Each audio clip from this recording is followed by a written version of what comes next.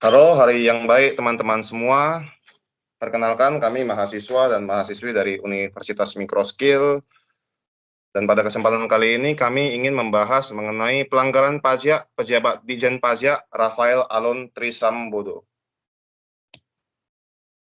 Sebelumnya perkenalkan, ini merupakan nama-nama dari kelompok kami. Yang pertama ada Catherine, kemudian Cindy Sylvan Salim, Felicia Armstrong, Venetia Stephanie Lawrence, Stephen Sim, dan juga Virginia Tetalia. Nah, sekarang kita masuk ke chapter pertama.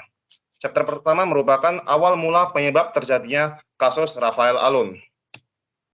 Nah, kasus ini bermula dari penganiayaan yang dilakukan oleh Mario Dendi Satrio terhadap temannya yang bernama David. Kasus penganiayaan ini kemudian menjadi ramai diperbincangkan di media sosial.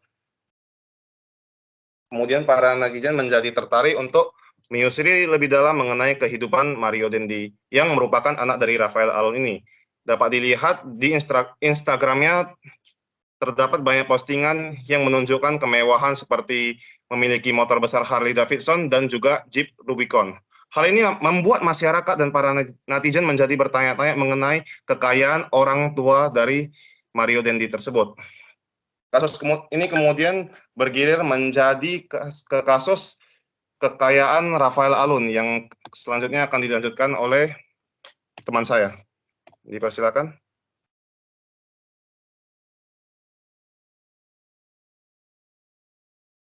Yang kedua mengenai permasalahan kasus Rafael Alun. Setelah kasus penganiayaan anaknya mencuat ke publik dan banyak media yang memberitakannya, diketahui bahwa kekayaannya mencapai 56 miliar rupiah. Setelah dilakukan pengecekan, aset yang menjadi penyumbang kekayaan terbesar Rafael adalah aset-aset properti yang tersebar di Jakarta, Jawa Tengah, dan Manado. Dari catatan LHKPN, Rafael diketahui memiliki 11 aset tanah dan bangunan dengan total nilai mencapai 51,93 miliar rupiah. Selain tanah dan bangunan, Rafael memiliki sejumlah kendaraan Toyota Camry tahun 2008 dan Toyota Kijang keluaran 2018. Rafael juga memegang harta bergerak senilai 420 juta rupiah, surat berharga 1,55 miliar rupiah, kas dan setara kas sebesar 1,34 miliar rupiah, dan harta lainnya sebesar 419 juta rupiah. Rafael Alun ketahuan bolak-balik ke bank, di mana hal ini semakin mengundang rasa curiga yang kemudian diketahui ia masih memiliki uang sebesar 37 miliar rupiah di deposit box. Selanjutnya akan dilanjutkan oleh saudari Stephanie. Setelah diperiksa, ternyata Rafael Alun terbukti melakukan berbagai praktik kecurangan, mulai dari tidak membayar pajak sampai dengan pencucian uang yang sebelumnya ia sangkal statement tersebut. Pencucian uang yang ia lakukan juga dibantu dengan melibatkan jasa profesional pencucian uang, konsultan pajak, tenaga ahli hukum, hingga jasa berbadan hukum lainnya. Kekayaan yang ia laporkan juga ternyata tidak semua, karena masih ditemukan mutasi rekening sebesar 500 miliar dari 40 rekening selama tahun 2019 sampai 2023, di mana rekening tersebut adalah milik istri Rafael Alun, anaknya Mario Dandi, dan perusahaan dan badan hukum yang kemudian diblokir oleh PPATK. Tim penelusuran harta menemukan terdapat hasil usaha sewa yang tidak sepenuhnya dilaporkan dalam harta kekayaan. Selain itu, Rafael diketahui tidak melaporkan sejumlah uang tunai dan bangunan yang dimiliki.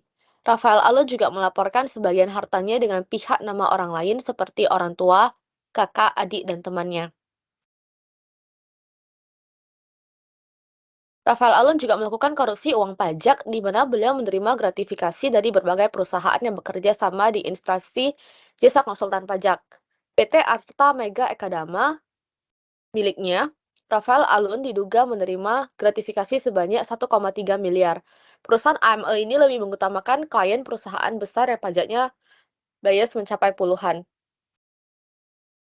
Klien perusahaan besar yang pajaknya bisa mencapai puluhan sampai ratusan miliar.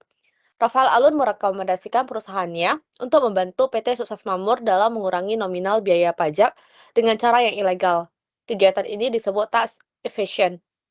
Jasa konsultasi tersebut sebenarnya Tindakan mereka bukan dikatakan sebagai memakan pajak rakyat, tetapi mereka memakan dari uang yang sebenarnya bisa menjadi pajak bagi negara. Setelah kasus yang dialami Rafael Alun, Menteri Keuangan Sri Mulyani Indrawati mengumumkan bahwa pihaknya telah resmi mencopot Rafael Alun dari tugas dan jabatannya di DJP. Selanjutnya akan dilanjutkan oleh teman saya. Dipersilakan. Pandangan para ahli dari kasus Rafael Alun.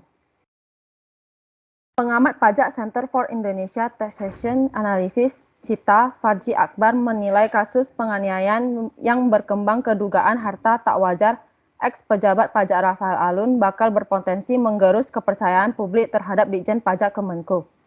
Forum Indonesia untuk Transparansi Anggaran Fitra bahkan khawatir kejadian ini berdampak terhadap partisipasi masyarakat melapor surat pemberitahuan tahunan SPT.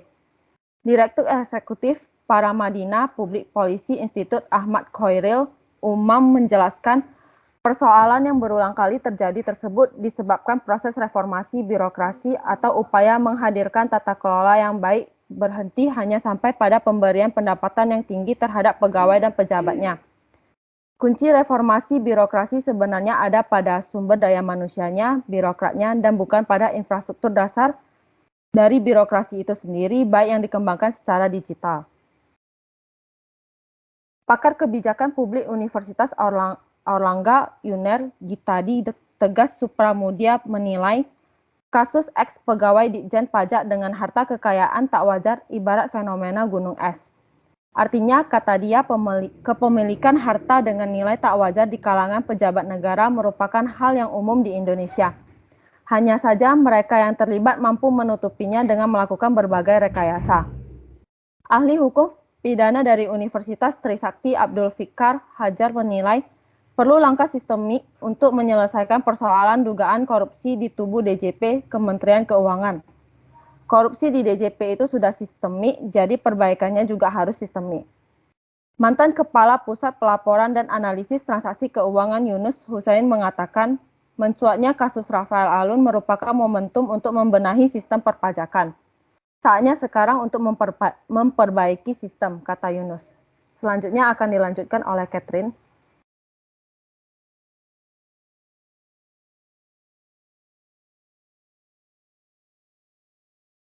Jadi, kejadian ini berdampak terhadap partisipasi masyarakat melapor surat pemberitahuan tahunan atau SPT. Menurut pakar tindak pidana pencucian uang atau TPPU, Fahrul Dalimunte, proses hukum Rafael Alun terkendala oleh pidana asal sebelum tindakan pencucian uang. Dilansir dari Detik News, Dalimunte mengatakan sebetulnya harta kekayaan Rafael Alun bisa diusut dengan aturan pidana illicit enrichment atau peningkatan kekayaan secara tidak sah. Namun menurut dia, Indonesia belum punya aturan itu.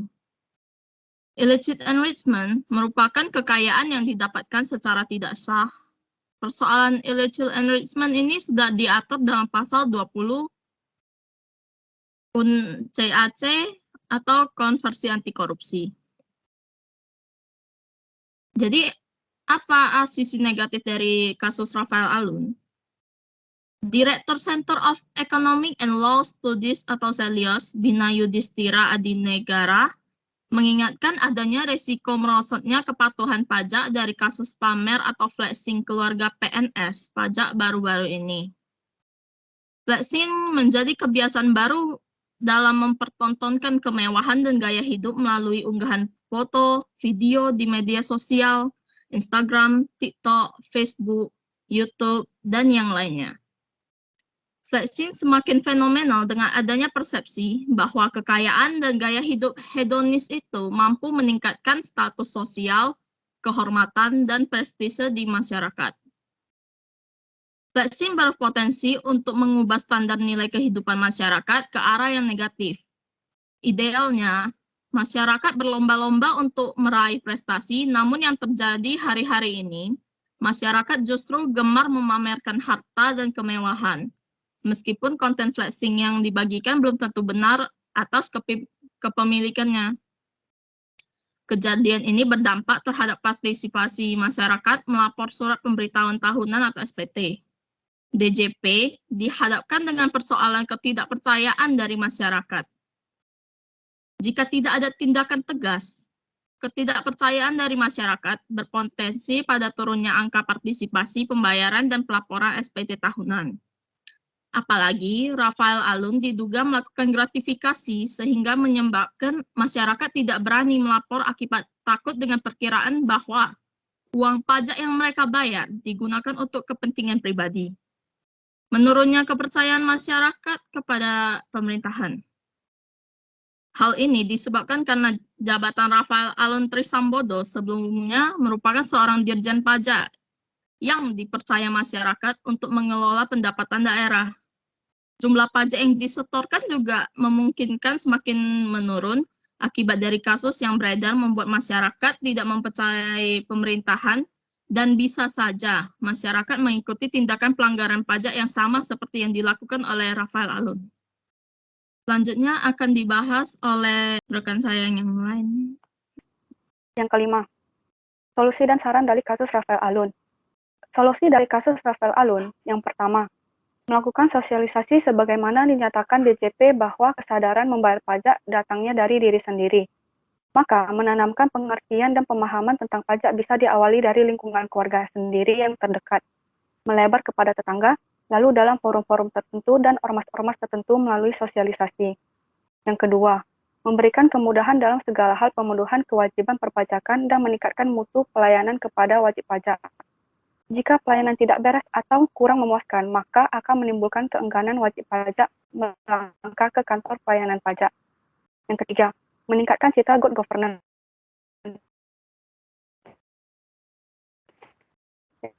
Menimbulkan adanya rasa saling percaya antara pemerintah akan menjadi sebuah kebutuhan dan kerelaan, bukan suatu kewajiban. Yang keempat, memberikan pengetahuan melalui jalur pendidikan, khususnya pendidikan perpajakan atau inklusi pajak. Yang kelima, law enforcement, melalui penegakan hukum yang benar tanpa pandang bulu akan memberikan deterrence efek yang efektif, sehingga meningkatkan kesadaran dan kepedulian sukarela wajib pajak. Yang keenam, membangun trust dan kepercayaan masyarakat terhadap pajak. Akibat kasus Rafael Alun, kepercayaan masyarakat terhadap DJP menurun, sehingga upaya penghimpunan pajak tidak optimal. Yang ketujuh, merealisasikan program sensus perpajakan nasional yang dapat menjaring potensi pajak yang belum tergali. Selanjutnya, saran akan dilanjutkan oleh Saudari Venisa. Adapun saran undang-undang yang relevan pada turunan spesifik terhadap kasus Rafael Alun yaitu Undang-Undang Tindak Pidana Korupsi atau Tipikor. Undang-undang ini mengkriminalkan korupsi termasuk memberi atau menerima suap. Alun Trisambodo dapat dijerat undang-undang ini jika diketahui memberi atau menerima suap sehubungan dengan pekerjaannya di DJP. Kemudian, Undang-Undang Pencucian Uang atau UU PPU. Undang-undang ini mengkriminalkan pencucian uang yang melibatkan penyembunyian hasil kegiatan kriminal. Rafael Alun Trisambodo dapat dijerat undang-undang ini jika terbukti melakukan pencucian uang yang diperoleh dengan cara tidak sah. Lalu yang ketiga adalah pasal kerugian negara. Ketentuan dalam UU Tipikor yang memungkinkan dilakukannya penuntutan terhadap orang yang merugikan keuangan negara. Rafael Alun Trisambodo dapat dijerat dengan ketentuan ini jika diketahui telah merugikan keuangan negara melalui perbuatannya. Demikian pemaparan kami dari kelompok 2 mengenai pelanggaran pajak pejabat DJP Rafael Alun Trisambodo. Jika ada kekurangan, kami mohon maaf. Sekian dan terima kasih.